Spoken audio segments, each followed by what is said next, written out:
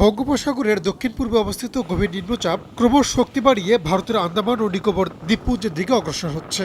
সোমবার সকালের মধ্যে তা ঘূর্ণিঝড়ের চেহারা নিয়ে আছড়ে পড়বে দ্বীপপুঞ্জে। ঝড়ের সর্বোচ্চ গতিবেগ হতে পারে ৮০ কিলোমিটার।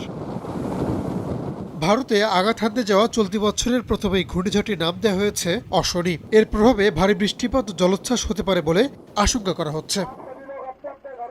এরই মধ্যে আন্দামান ও নিকোবর দ্বীপপুঞ্জে বসবাসকারী সাধারণ মানুষকে প্রয়োজন ছাড়া বাড়ির বাইরে বেরোতে নিষেধ করেছে ভারতের আবহাওয়া দপ্তর। একই সঙ্গে উপকূল অঞ্চল থেকে সবাইকে নিরাপদে সরিয়ে নিয়ে যাওয়ার কাজ শুরু হয়েছে। আগামী ২২ তারিখে ঘূর্ণিঝড়টি উত্তর উত্তর পূর্ব দিকে অগ্রসর হয়ে উত্তর মিয়ানমার ও দক্ষিণ পূর্ব বাংলাদেশ উপকূলে পৌঁছাবে বলে জানিয়েছে ভারতের আবহাওয়া দপ্তর।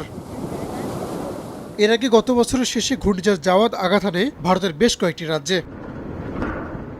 রাহানুল রানা, সময় সংবাদ।